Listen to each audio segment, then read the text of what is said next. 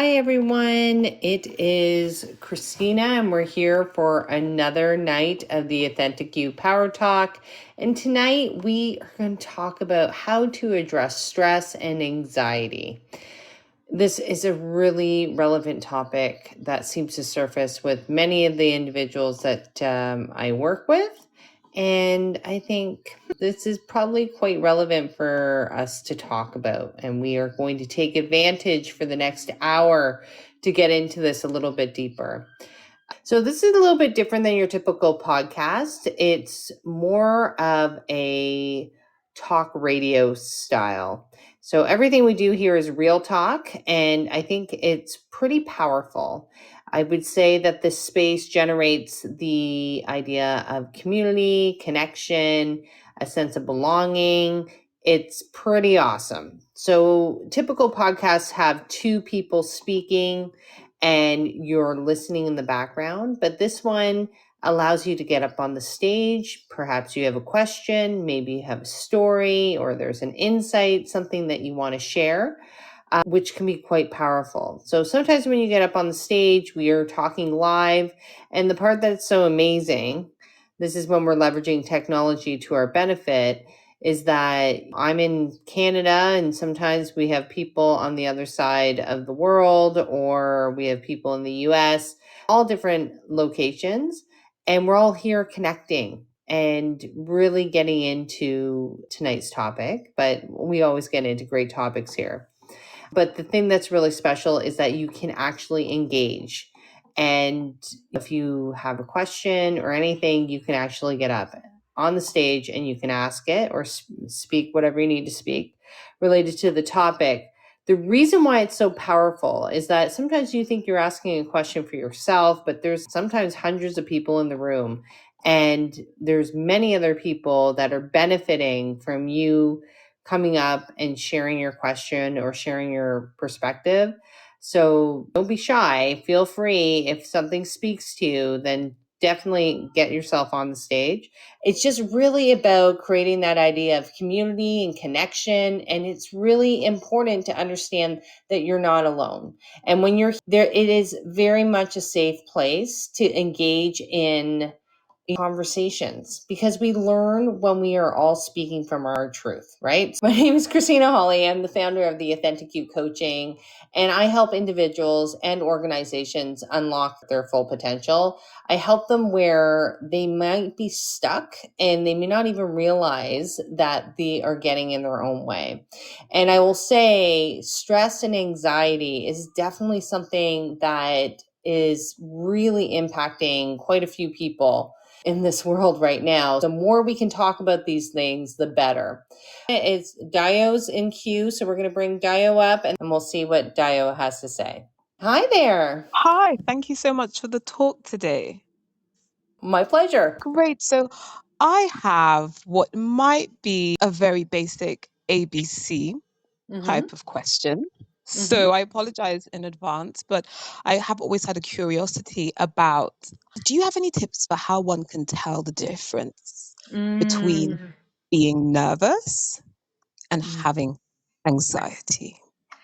Well, off of the top of my head, what I would say is stress and nervousness is more an external pressure, whereas anxiety is an internal pressure. Externally, it could be, maybe let's pretend that we're driving in a car. Maybe it's the traffic around us and there's all these factors. We can't get to a meeting that we're supposed to get to. So it's this outside level of stress / nervousness, versus anxiety is like you really having this excessive level of worry and fear that just keeps surfacing. And to me, it really links into this whole self-worth piece, which is so much deeper. And when we understand that, I know it sounds really funny, but the whole self-love piece is so important because it helps you have better regulation internally instead of just going with the flow. Because if you don't, those worry thoughts will take a life of their own, and it can be quite dangerous. Thank you for explaining. You've made a clear differentiation to me. And sure, thank you so much. I'm going to drop back down and let you get on with your cue.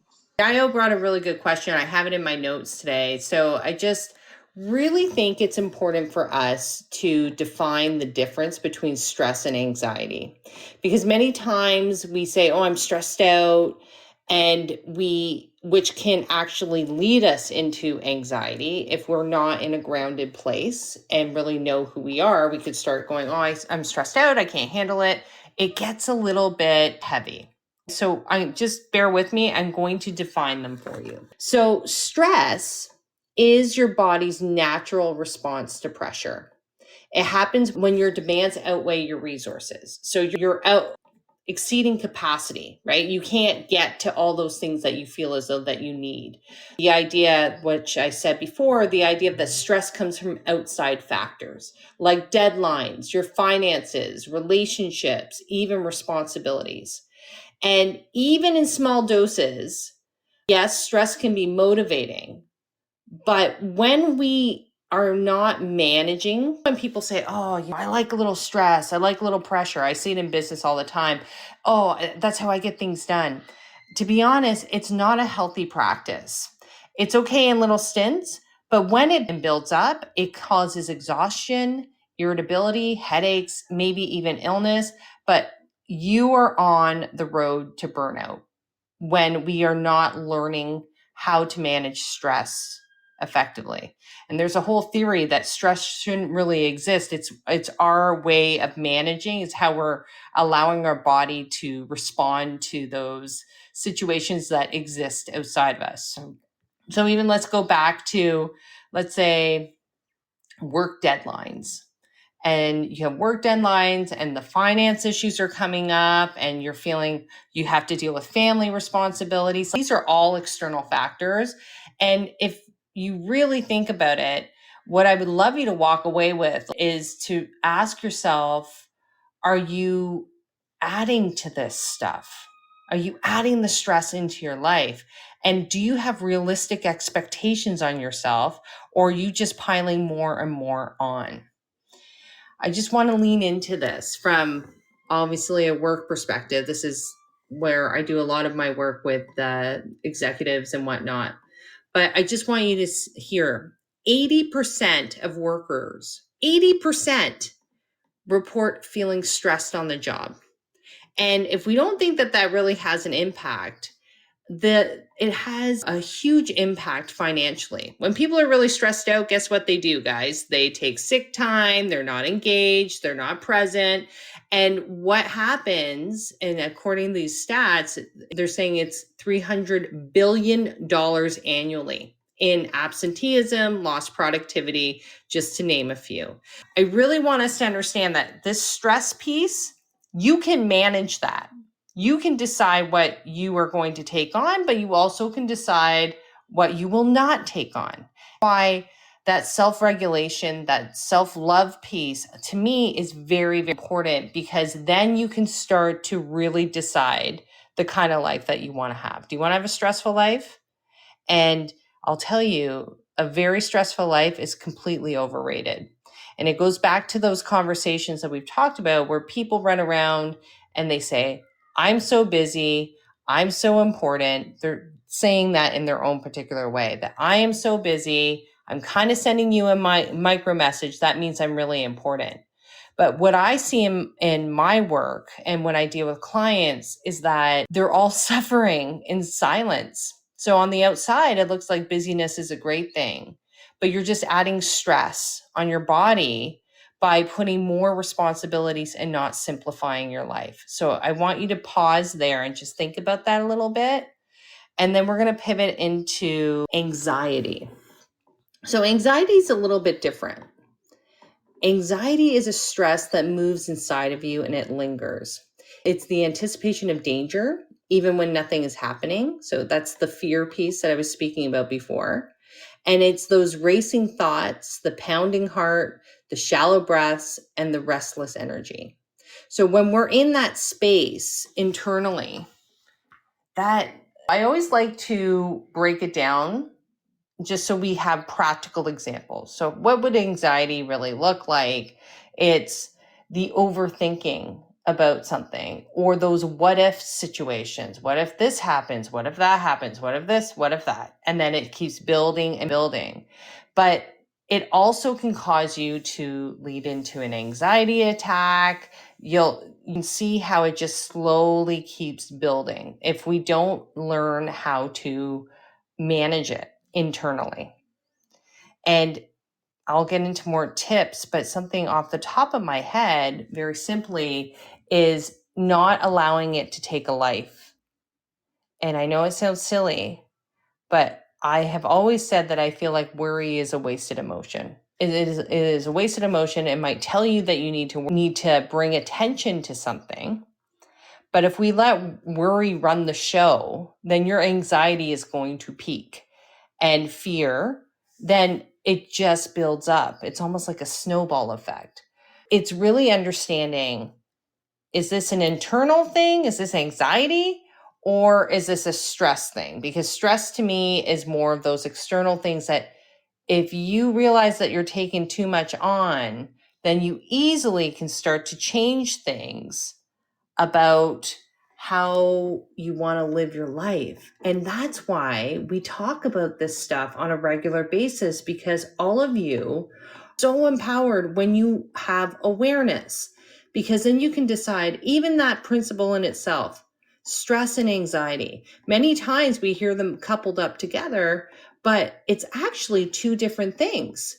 One's outside and one's inside. And if we are doing our work and working through our stuff, then the internal pressure is going to reduce. You will know how to ground yourself. And the stress piece is so interesting to me when I really started to understand that the idea that we live in a performative culture, like it's society, like it's a systemic issue, where we have been brought up in a way, everyone was doing the best that they could. But the reality, when you can look at it from a bigger picture, it's to perform. You always have to perform. And when we perform, that means we have to do more things to keep busy, to look like we're really successful or that we have it all together. And we really don't know how to give ourselves care or love ourselves. And this is a part of the work to counter some of this stress or busyness in our life. I would love for you to sit back and reflect and ask yourself, is this working for you?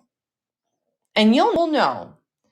You feel it in your body. You'll feel drained. You'll feel tired. Now, are you going to be honest about it, or are you going to continue to pretend that it doesn't exist?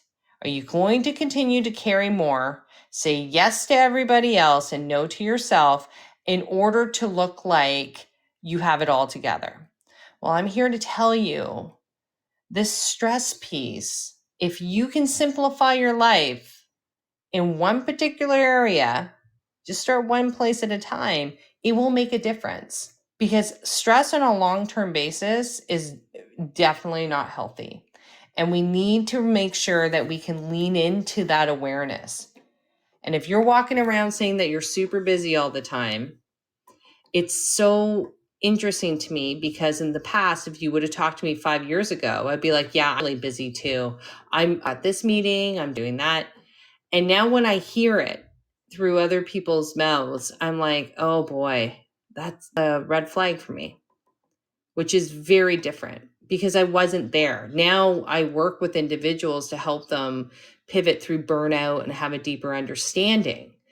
But this is a real issue that's leading into burnout and really negatively impacting. I always talk about organizations, but it's impacting our families, our relationships, and our overall well-being. And I would even argue our mental health. If we can manage our external factors to simplify our life, then why wouldn't we do that? Why wouldn't we give that a try? Okay.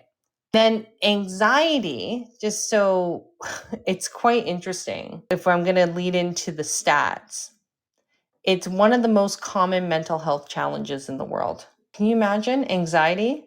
The more we can talk about these things, guys, the better it's going to be.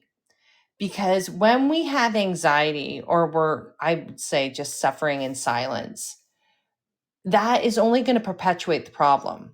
And that's why even in space like this, it's so special because people are like, hey, yeah, I am not. I many people show up and young, like sometimes I work with the young generation, and they're already on anxiety pills. And to me, I'm not here to judge it, but before we get to that point, there is other measures we can take to be able to self-regulate and understand who we are so we can be better for ourselves. And when we're more aligned and better for ourselves, we make better choices for the collective, for all of us. So I want you to think about that. So I want to clarify one thing though. I know I'm going into stress and anxiety. Well, and the reason being is I had clients today, we were going into it about stress and anxiety, and that they really had to come up with some strategies as to how to deal with it. We're going to get into that today. But we're also going to talk about like how to address it when it arises. Neither of these things, if we admit it, neither of them means that you're weak. All it is that your body is signaling that you need some help. That gaslight's going on. Like when we're driving that car, that gaslight's going on and say, will you listen to me? Or do you ignore the signal and just keep going until you run out of gas? So when we have signals like this, and we literally do, it's really a game changer for yourself. This is a gift to you. The more that you can acknowledge, like, oh my gosh, my body is talking to me. It is trying to say something. And the bigger question I would lean into is, are you listening? And if you're not, why not? Why aren't you listening to yourself? Because you are the best advocate for you. You know what you need, but we have to really start working that muscle, and maybe that hasn't been there before. Okay, how do we address them when they arise? First thing, I think that we have to name it.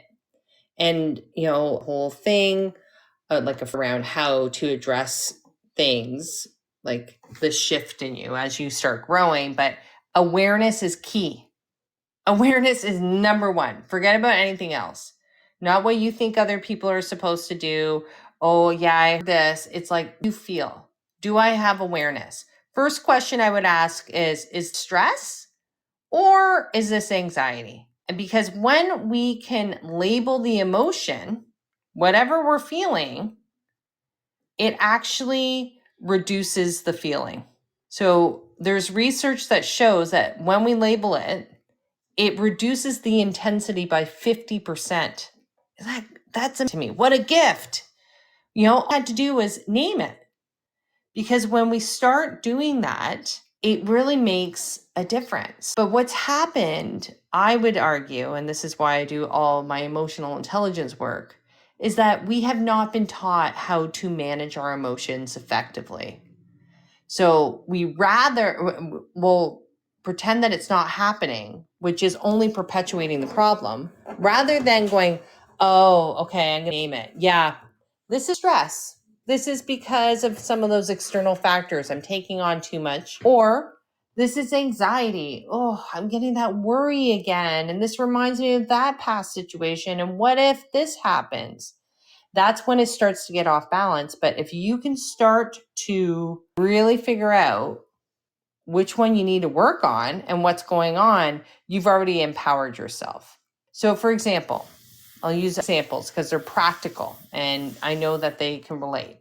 If you're preparing a presentation, let's say you're doing something at work or let's say presentation, and you feel tightness in your chest, instead of like feeling though you're going to choke and not say anything, or people like almost like they were gonna cry, or extremely red, like there's factors. Instead of doing that, start asking yourself, is this anxiety? Is it anxiety? Oh, this is anxiety. And what happens is that you've already started to loosen that grip, and it's super powerful to know that you can do that. And then you can ask yourself, well, what am I going to do with it? is this anxiety helping me or is it not? And, practical tips that you can go into to start to release it. But I think by naming it, you're already ahead of the game. So that's number one. Two is that I would pause and I would breathe. Breath is one of the most important things that you got going on. I've seen it happen over and over again. When people are at that point where they're feeling the heaviness, a panic attack is happening, maybe not even a panic attack yet. Maybe you're just feeling like the pressure. The first thing that I always recommend is pause. Just stop whatever you're doing and start taking your deep breaths. And there's different types of breath. If you can't think of doing the box breathing, which is inhale 4, right? So it's like literally a box. You're doing 4. My recommendation would be just get to the deepest level breath that you can take in through the nose, out through the mouth, and do it like at 3 times. Because when you do that, it automatically brings you back to the present moment and it helps you get grounded. And when we do that, again, it's one of the most powerful tips that you have. No matter what the situation is, breath will always bring you back. And if you know that you can do that, or maybe you have people in your community or in your circle that something could happen like that, I would always, and this is what I've done, I ask them to sit down, I ask them to take a deep breath and just be here with me. And then you go deep breath again. And by 3, honestly, like what I've seen, by 3, the tears are stopping. You're actually more in a balanced state at this point. Or maybe it's anger, but usually what I've seen when people are at panic attack mode, it's more like we're on the verge of tears. We feel as though we've lost control, but the reality is you haven't. It's a feeling that we just need to, 1, name it. Oh, this is anxiety. And then 2, start doing our breathing to bring us back. Because when we breathe, it actually resets our nervous system and it lowers your cortisol levels. Just so you know that. But like I've seen it so many times that it just bring us down. And did you know we are not very good with breath here? Think, oh, well, I breathe like when I do yoga. No, it should be like every moment that you can have just a moment for yourself, take a beautiful deep breath and reset your day. If you need a reset, that's where you go. I noticed is that those short, shallow breaths, that's usually when we're holding the tightness and it doesn't serve us very well, right? You can't catch a breath, right? I can't catch a breath. I've heard that many times, but when you reset it and you start doing proper breaths for yourself, then you start building your confidence again. You start being back present in mind. So that's number 2. Number 3 is ground yourself. Okay. I talk grounding a lot because I have to ground myself sometimes. I do a lot of work with a lot of people and sometimes it's easy to get caught up in their stuff. But as long as I have good grounding practices, I can balance. And, perspective, I'm a mom, I'm running my own business. I'm doing all this stuff, going into organizations, like I a lot on the go. And if I don't know how to ground, I can see the stress start to build up. And for me, and I'm using myself as an object lesson just so we can understand. I love object lessons because it helps us understand the concepts better. For me, I feel it in my upper back. I feel in my back. I feel tight when it's like it's going to be too much. Whereas the old version, corporate America, Kristina, would just plow through and not pretend that pain didn't happen. But now when that I know that I need to ground, which means I just need to step away from my computer. I need to go outside, have a deep breath and sit a little bit, and it can make all the difference. And For others, well, and this I do this all the time, but feeling your feet on the ground is a great grounding practice. So I want you to think about this. Stress and anxiety bring you into the future. We don't need you to be in the future. All great things are happening in the now. So grounding brings you back into the now. So that's putting your feet in the grass or feeling your feet on the ground if you can't get to the grass. Just put your feet on the ground. Or if you're in the room, list 2 things that you see, 2 things that you feel, 2 things that you hear. And when we do that, you're coming back to the present moment. And I have always said, you have to, anything, you're creating out of the present moment. So if we're caught up in the future, that's only going to cause you anxiety for sure. Because it's like, well, what if I didn't make the right choice? What if this happened? Oh, what if, this job didn't come through? Then you're not serving yourself. But if you're in the present, you can say, I am taking action. I'm so excited to be working on this project. I am going to have these conversations. Do you see the difference? So it's actually moving the dial towards you. The view is going to high five you and say, thank you for picking up these grounding practices. Thanks.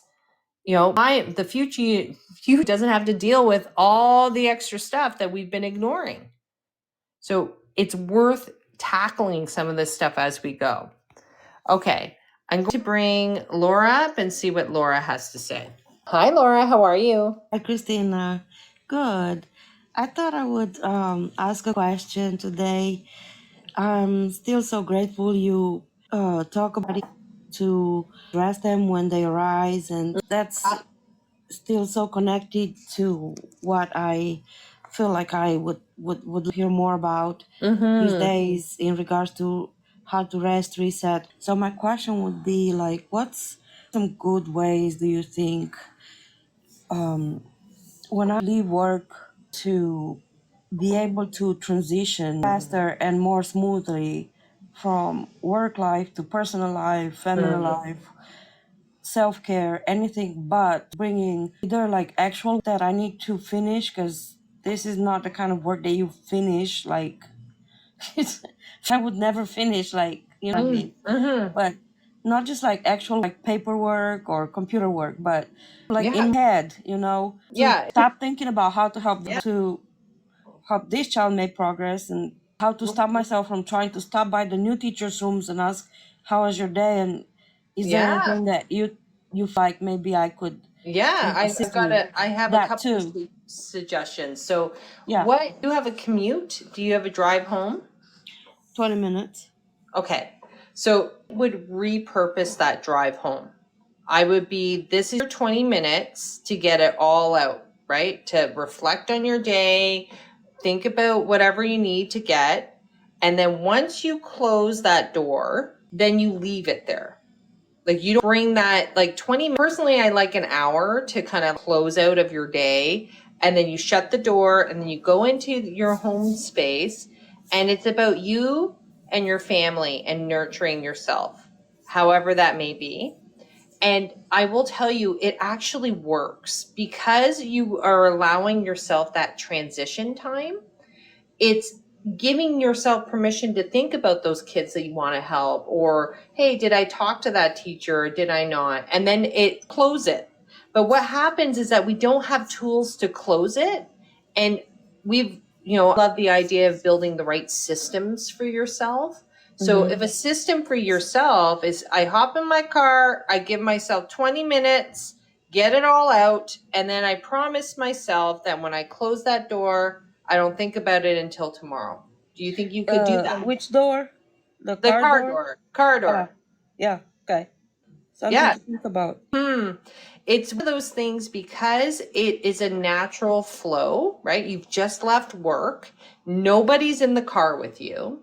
And you can turn on music if you want, if that's going to calm you, or maybe not. Maybe it's just like a dump where you're just kind of put your stuff out there. And then by the time you get home, it's a non-issue. It sounds like you bring it into your home. And I strongly suggest not to do that because as you said, The work will be there tomorrow if that does not change. Right? So when we start setting different boundaries around that, it's you are freeing yourself, because it sounds like you Thank brought. you. Oh, thanks, Laura. Thank you. It sounds like it's a great example, because it sounds like you have brought, and you are not alone. Like I would have probably about a 45-minute drive from like crazy high pressure job to my house.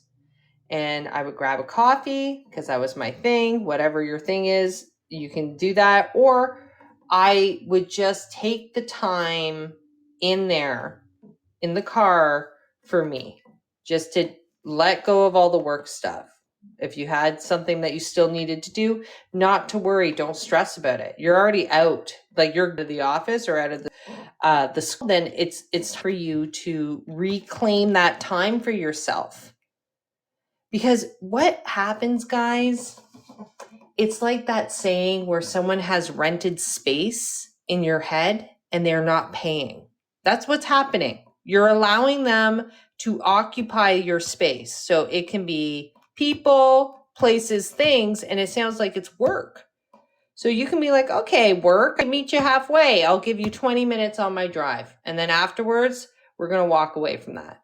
So I want you to let me know how that goes. That is my number one, because once you start setting those clearer boundaries, it will start to shift for you. Because what you're doing is that you're not allowing the anxiety to take you over. So another tactic that I do, these are just ones that I use with my client, but my clients, is that if you have stuff rattling around in you, get it down on paper. Just get it down on paper. It does not need to matter if it makes sense, if it's pretty, if it's on a straight line. If I don't care about any of that. Get it down on paper, because what it does, it stops it from rattling around in your head. And what happens when it rattles around in your head, then we start getting anxious about it. Like, what do I need to do? Oh my goodness, did I miss this? What's what, and then you start getting into that space. So that is definitely something I would do. If stuff is starting, get that piece of paper, write it down, and walk away from it. And know that it's there if you need to go back and take a look at it. Maybe you want to start going for a walk at that particular time, right after. Like, it's deciding how you want to pivot. There's many different ways. Okay, I'm going to bring Peter up, and I'm going to see what Peter has to say. Kristina. Hey, Peter. How's it going? Going great. How are you? Very good, thank you. Yeah, cool. Yes, anxiety. It's just if you're alive, you're gonna have it. Just count on it, right? But I'm thinking, like I would say, like it's to prepare for the storm during the storm. That's not the time to prepare for the storm when it's storming, right? So to do the preparation work and all the tips and tricks and tools that you're talking about, it's really good to practice those, because it's hard to do breath work when you're hyperventilating, right? Right. The storm. So it's really good to practice it, not just to do it once and say, like, okay, I'm going to do it. So the next time it happens, I'm going to breathe, or what, a box breathe, or whatever it is, it on a regular basis. So it's kind of habit to you. You can count on stress and anxiety to come. It's just going to happen in life, right? So the more we're prepared to do that, to face it, the better off we'll be. And I think it lessens the degree of the stress and anxiety. Yeah. If we're already set up like that, and you even avoid it completely because you breathe through it, or whatever tool you choose to right. So it really helped me. I to Coach G earlier, and I told her, like, my 8 to 10 walks a day, right? And I may do a little bit of breathing, but for me, just natural movement, walking, whatever it might be, really helps me. And it helps me to just stay balanced. During the afternoon, if I'm in that slump, I want to take that nap. If I walk, it's like a generator, it recharges my batteries. If I'm keyed up, it calms me down. So you just have to find whatever I think the sweet spot is for you, but do it, like, actually. So all the things you talked about can be very healthy habits. And I would submit that if you're able to do that on a regular basis, make it a habit, you'll be able to manage that stress and anxiety a lot better. Yeah, and I think you said something that's really, really, and I say this all the time with people that I work with. It's like toolbox, and what are the tools in your toolbox? So it's kind of like a mechanic saying, "Oh yeah, sure, I'll fix your car, but I have no tools." It makes no sense. Why do we dismiss that for ourselves? So this is literally creating many different tools in your toolbox for whatever situation might arise. Absolutely. And to you as much as I can, well, basically every night. And if I just jot these things down, right, that's not a toolbox. Actually doing them and employing them in my life, that's an effective tool. Because it's not purposeful if I'm not doing them. So it's really important. Like I can sit here, listen and take my notes, right, and and walk away feeling great. But when anxiety hits, I'm like, damn it, I should have, where's that note with Christina's tools on it? Because I'm out right now, right? That doesn't help. So receive the input, but employ it. I can't stress that enough. It's really important to do it. And I'm preaching to the choir because I've had to do that, of course, in my recovery. There's a recovery toolbox. But a lot of the same tools are the same tools you'd use in everyday stress and anxiety and beyond. So, yes, I appreciate you having me up. Oh, of course. Thank you, Peter. So it's always a pleasure. So I would say that it's important to understand. So Peter said something that, listed here is moving your body. Believe it or not, moving your body can actually change how you feel. So I was saying this yesterday, but never comes back from a walk and says that was a horrible walk. Why? Because you're actually moving that stagnant energy or that feeling that it's like stuck in your chest or wherever you might be holding it. And here's the truth that I've seen, really struggling with this. And when we realize that, hey, it's not just one or two, it's like a lot of people are struggling with this. And when we understand that, it can be definitely better. Okay, so we're live right now. I have my dog here. You guys, and pets are great, right? We love them. They can actually reduce your stress and anxiety. What do you want? Oh my gosh. My dog actually ends up talking. Like she's a talker. So she was because her ball was missing. But anyways, let's go back. I'll mention body movement and going for a brisk walk. Sometimes it's just like jumping up and shaking your arms, doing a stretch. These micro movements make a big difference, believe it or not. And I remember, I you guys about this, like I was speaking at the women's conference and I was like, oh my gosh, this is kind of deal. I'm here and I could feel it come on. I could feel that feeling and I'm like, I'm pretty good at managing it, but hey, it was coming on. And the person came up to me and whispered in my ear, a complete stranger, and that's a whole other conversation where I honestly believe there's no coincidences, and I was so grateful this person did. They whisper in my ear like, hey, go behind stage and start jumping. And I'm like, oh, doing jumping jacks. Okay, that's weird, but I did it. And it totally got all that out, like the kind of energy that was just feeling super uncomfortable. So it works. All it takes, stats show it just takes 10 minutes of physical activity to start boosting your mood and decreasing stress. 10 minutes. Can you do that? Can you do for a little walk? Can you do a little jumping? Can you do a little dancing? Whatever works for you. But just remember that this is actually really, really. Another one would be talk it out. The more we are not talking about these things, the more the anxiety wins. I'm a strong believer. That's why real talk to me is so important because it's not scripted. It's actually really getting it out there. And when it does, it disappears. It starts to go away. It cannot take form. But when we're silent, it takes form. The power of the expression. It actually releases it. Now, who can you call? Maybe you call a friend. Maybe you are on that walk and you do a little voice note of how you're feeling. Maybe you have a therapist. Maybe you have a coach like me, and you can actually talk it through and help yourself unpack it. Even when we give ourselves permission to say something like, hey, I'm just having a tough moment.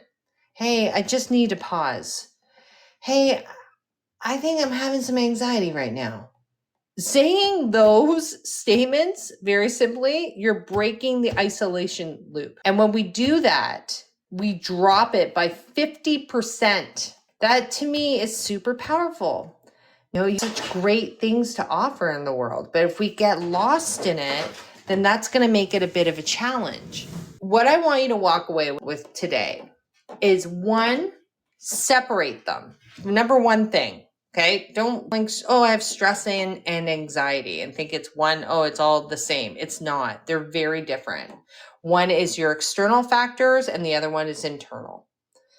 Here's the truth though, you can do something about both. The more we get grounded in who we are, we can work on the internal because we won't let ourselves kind of get away into the future and start creating narratives in our head that we don't need.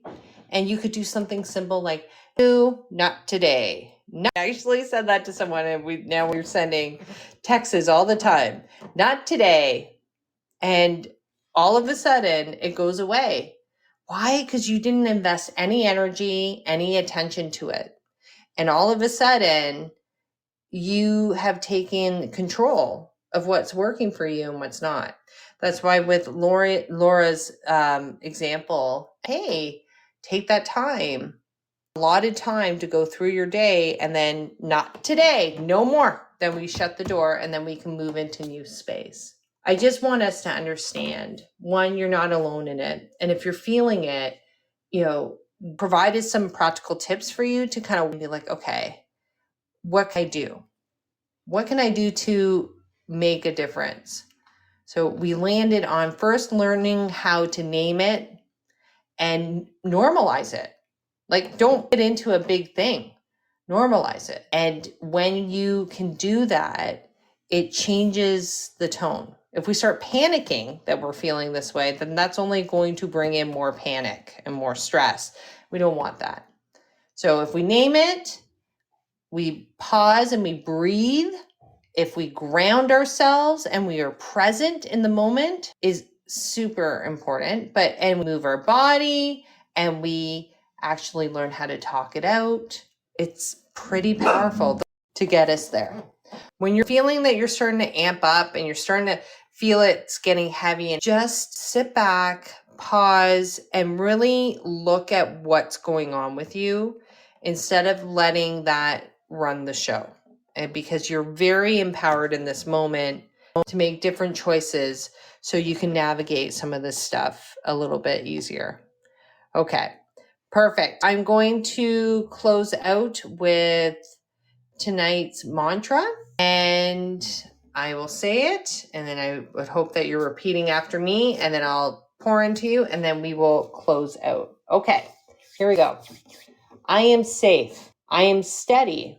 This feeling is temporary. I choose my response. Okay, it's very powerful. I wrote about this too in my book. There's a difference between reacting and responding. So you choosing your response is you taking control of the situation, not letting the emotion take control of you. So just having that awareness, it's quite powerful. All right, you beautiful souls, thank you so much. And I will connect with you guys tomorrow.